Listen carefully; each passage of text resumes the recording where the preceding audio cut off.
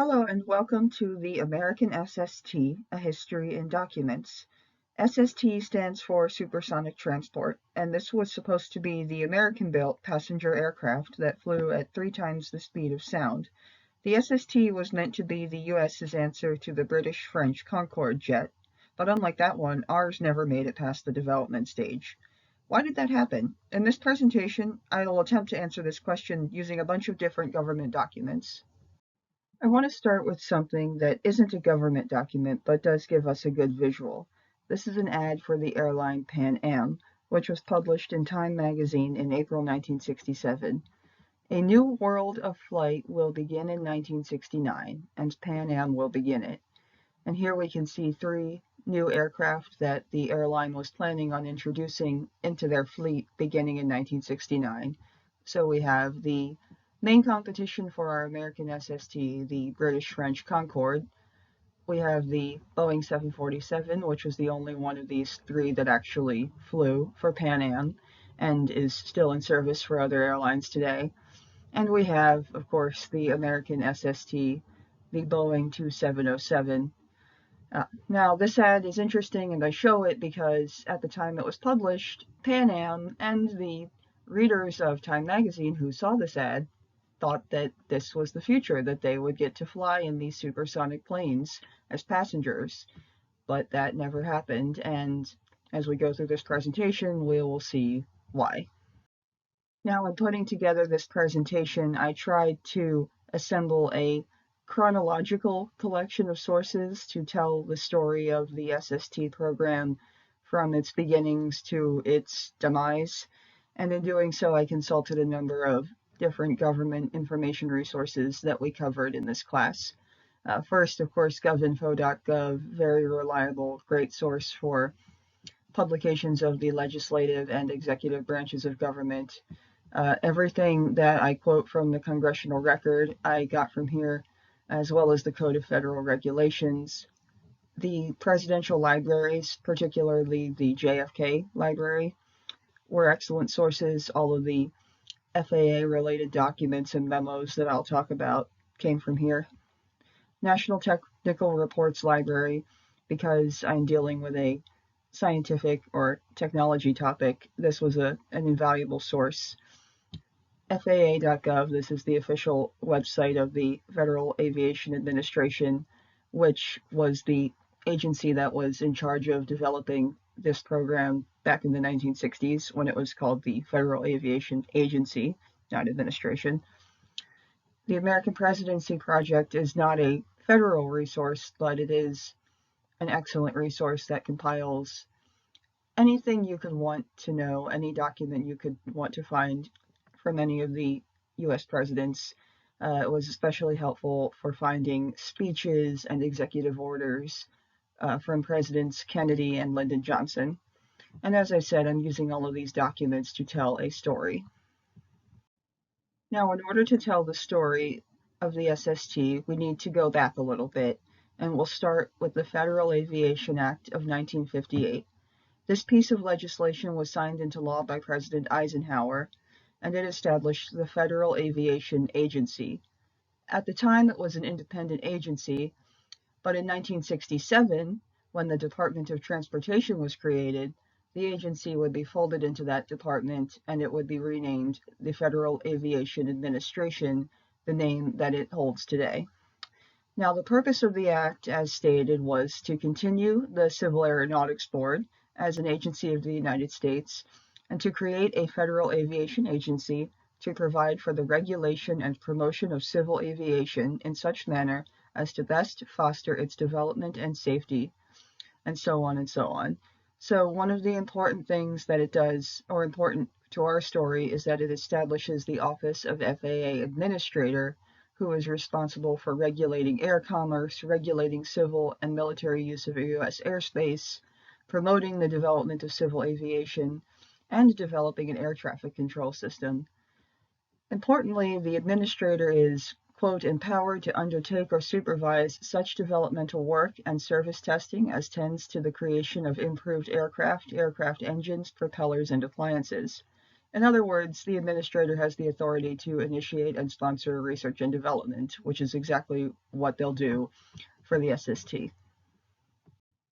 So the FAA plays a key role in the development of the SST, and one of the program's staunchest proponents was actually the FAA administrator, Najib Halabi. He was a really interesting guy who was a pilot himself, had been a Navy test pilot during World War II, and also held some other government jobs before President Kennedy appointed him to lead the FAA. He did a lot of advocating for this project, and we can see that in the FAA communications that he and his office sent to the president, one of which was this memo, which is dated November 15th, 1962, and the subject is the Civil Supersonic Transport Program. Now, he starts by talking about the British-French program, which was to be the U.S. program's main competition, as he put it, and this is the program that would eventually become the Concorde. And Halaby says in this memo that the U.S. needs to compete, and failure to compete, failure to enter that supersonic race and develop an SST would force the country to relinquish world civil transport leadership. It would cost the U.S. economy billions of dollars and also cost us thousands of jobs that would have been created if this aircraft were built in the U.S. And horror of horrors, conceivably persuade the President of the United States to fly in a foreign aircraft. Because if the United States didn't build a supersonic plane like Britain and France did, the President might want to fly on that. As you can see from the wording of this memo, it was very much a political as well as a technical issue. There was quite a bit of national prestige to be gained or lost should this program succeed or fail. So President Kennedy was very much on board with the SST project, and he was all set to announce it at the Air Force Academy graduation ceremony on June 5th, 1963. Then, the day before, Juan Trippe, who was the head of Pan Am, the airline at the time, announced that his airline had agreed to buy some Concordes, and this was the plane with which the American SST was in direct competition. Kennedy was furious, and if you follow this link down here, you can listen to a recording of a phone call between Kennedy and Halaby where they talk about this, and you can hear just how mad the president was. But there was nothing to do but give the speech, and so he did, and he said this. He said that it was his judgment as president that this government should immediately commence a new program in partnership with private industry to develop at the earliest practical date the prototype of a commercially successful supersonic transport superior to that being built in any other country of the world. He is confident that the U.S. can do this if the government and private industry work together. The rest of the speech touches on other aviation matters. It's not all about the SST, but you can read the full speech at the American Presidency Project and also listen to the audio of it housed in the JFK Library. During my research, I found a lot of stuff in the congressional record related to the SST. I couldn't fit all of it in the paper, and I can't fit everything from the paper in these slides. The short version is that Congress was responsible for appropriating funds for the SST. Some members were supportive, while others were very vocally skeptical. As we get closer to the end of the 1960s, we find that environmental concerns, namely the sonic boom problem, became a major sticking point. On this slide, I put together a handful of quotes that reflect the differing opinions and that touch upon the major issues at play, including economic and environmental concerns. So a key component of the SST program was the design competition. This is where a lot of the money, both the private sector money and the federal money, went. As FAA Administrator Halaby and others noted in some of their memos, none of the private companies had the resources to do this on their own. They needed government help to the tune of hundreds of millions of dollars. The aircraft companies Boeing, North American, and Lockheed all submitted designs, but eventually the FAA awarded Boeing the contract to build the SST. Now, what was this plane supposed to look like? Well, it was supposed to be bigger and faster than the Concorde and accommodate more passengers too. According to the specifications in one of the technical reports I looked at, it was approximately 306 feet long.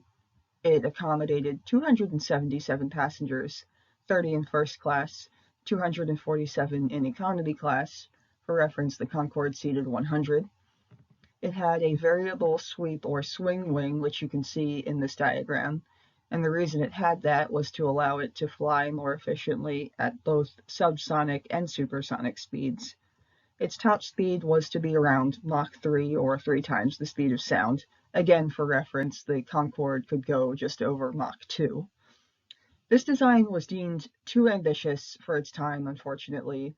The passenger capacity was ultimately reduced, and the swing wing was abandoned in favor of the delta wing, which is what the Concorde had, and we'll see a picture in a minute. And before we move on, I just want to talk about the sonic boom issue. So another report focused on this because it was brought up again and again as this huge concern. The sonic boom is the very loud noise generated by an aircraft flying faster than the speed of sound, and if you are in the flight path of that aircraft, you are going to hear that boom, and it is very loud. Ultimately, this report concluded that extensive property damage was unlikely, as many feared that supersonic aircraft flying over cities would rattle buildings, would cause damage, would just cause all these problems. But this was unlikely, according to this report, especially considering the great heights at which these aircraft were flying at supersonic speeds. But still, they were loud. If you live under the flight path, you're going to hear it. It's not pleasant. So this was definitely still an issue that environmentalists and concerned citizens brought up in their protests. Ultimately, the sonic boom issue is what did the SST in.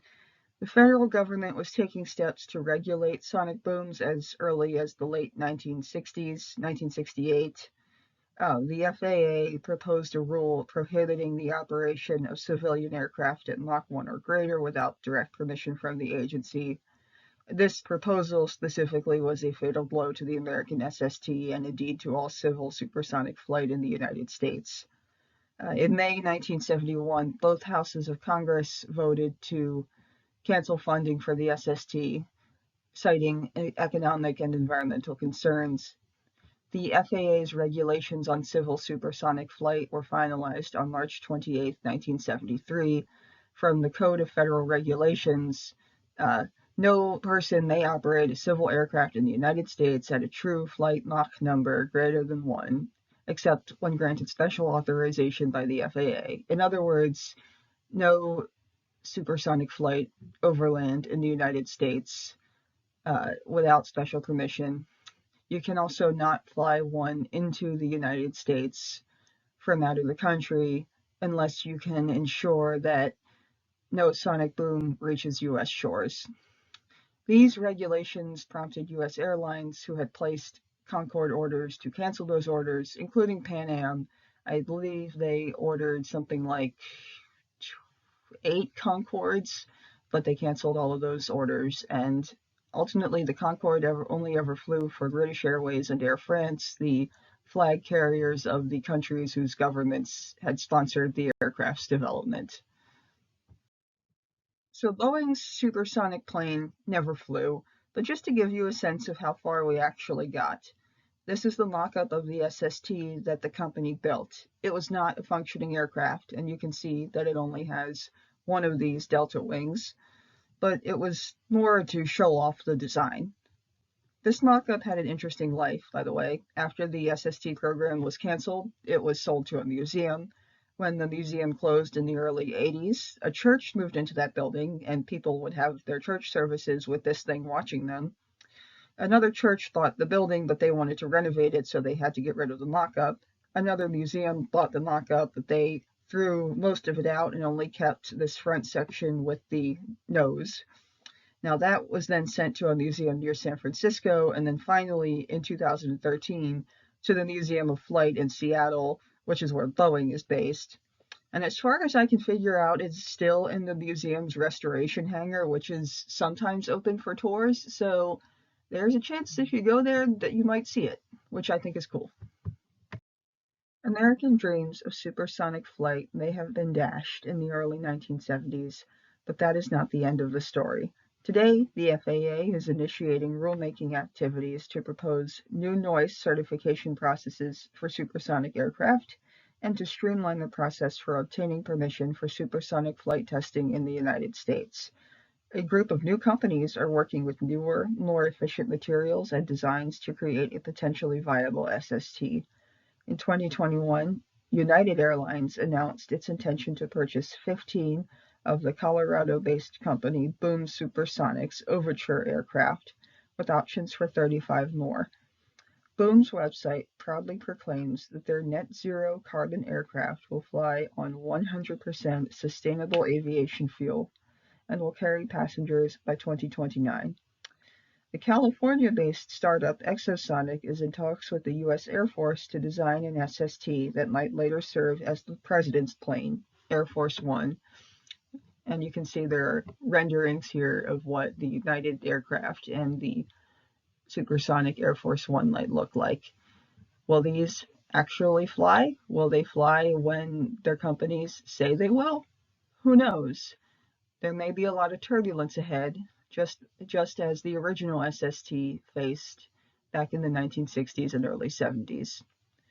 Thank you for listening to this presentation. I look forward to reading all of your thoughts in the discussion thread, and please do not hesitate to ask questions if you have them. I could talk about this subject all day. Thank you.